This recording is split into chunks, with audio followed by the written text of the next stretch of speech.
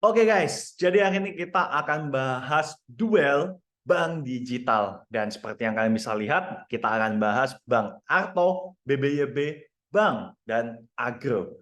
Nah, buat teman-teman yang baru pertama kali join di channel YouTube dari Ruang Saham, jangan lupa subscribe, karena kita akan selalu sharing info-info berguna, kabar-kabar terbaru, ataupun pembelajaran terpenting di pasar saham Indonesia, langsung di channel YouTube kita. Nah, hari ini kita bakalan bahas duel bank digital, alasannya karena seperti yang bisa kalian lihat guys ya.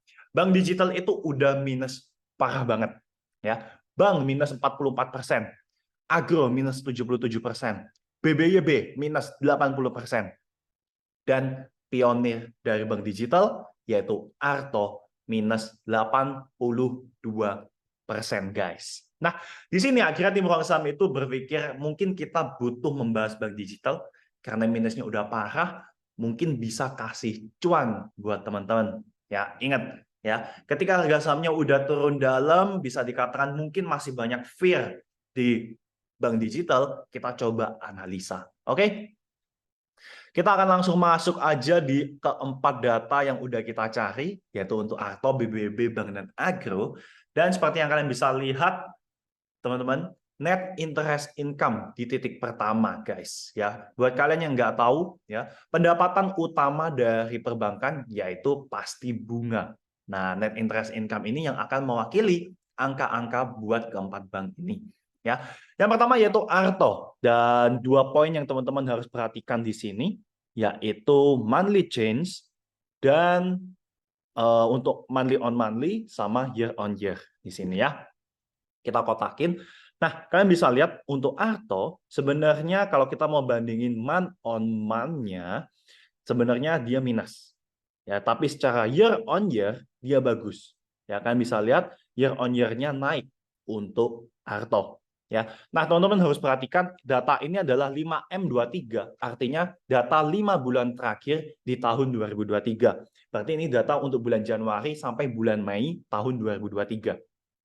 Oke, dan titik paling kanan, kolom paling kanan di sini, ini untuk data keseluruhan bank digital, guys.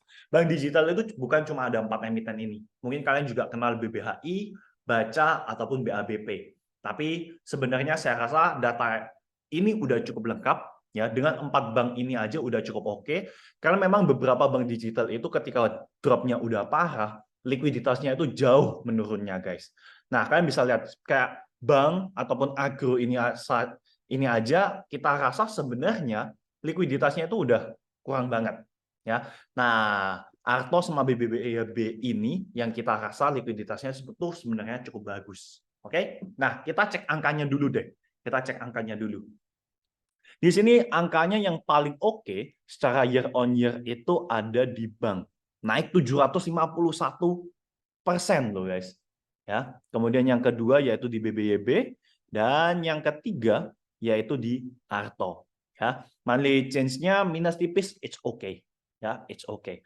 Nah, tapi gimana dengan profitnya? Ya. Nah, kalian bisa lihat di sini, BBYB bagus nih, ya. Pertumbuhannya bagus, bank juga bagus, tapi operating profit-nya kalian bisa lihat minusnya besar banget. Hal ini membuat BBYB ya net profit-nya juga ketarik.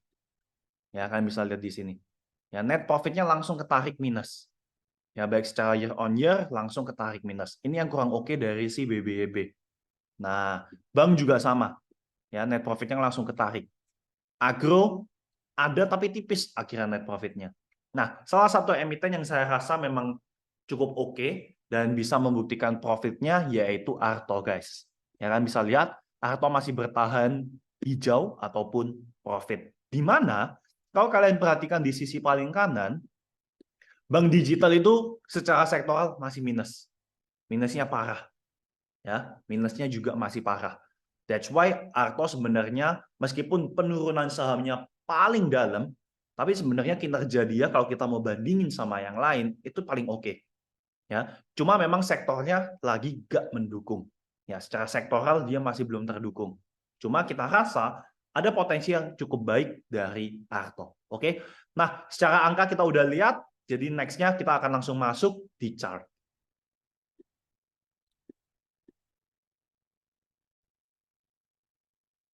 Nah, selanjutnya yaitu teman-teman udah bisa lihat tampilan dari chart Arto ya. Nah, seperti yang saya katakan, Arto ini dari awal tahun 2022 di sini dia tuh akhirnya udah anjlok, ambles parah. Bahkan 2022 tuh sempat menyentuh titik tertingginya ya, dia udah sempat nyentuh titik tertingginya di 19.500, kemudian udah dihajar turun. Ya, semenjak trennya patah langsung ambles. Di sini langsung ambles. Nah, Arto yang dari 19.500 sekarang cuma ada di 3.000 ya, minus 82%, guys. Tapi kinerjanya kita rasa masih cukup baik dan bisa dibilang yang paling oke dari emiten bank digital lainnya. Overall kita melihat penurunan Arto ini udah selesai ya. Nah, kalian bisa lihat ini adalah downtrend line dari Arto. Dan kita udah bisa lihat bahwa downtrend line dari Arto ini udah selesai di sini. Ya, oke, kita perdetail lagi. Nah, paling nggak downtrend line Arto itu selesainya di sini.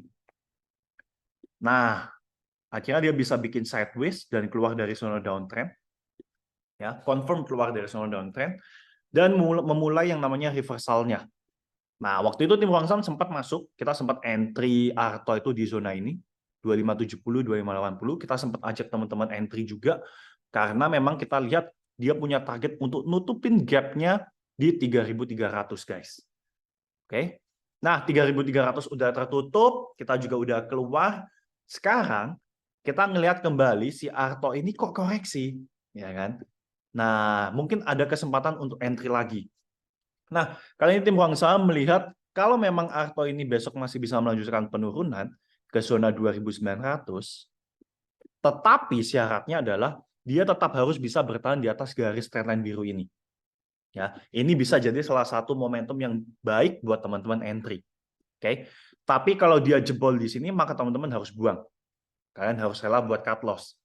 Ya, tapi kalau memang dia bisa mantul di sini, maka kita melihat resisten dari Arto ini nggak cuma sampai di 3.500, tapi kita melihat ada kemungkinan dia bisa masih naik sampai di zona 4.250.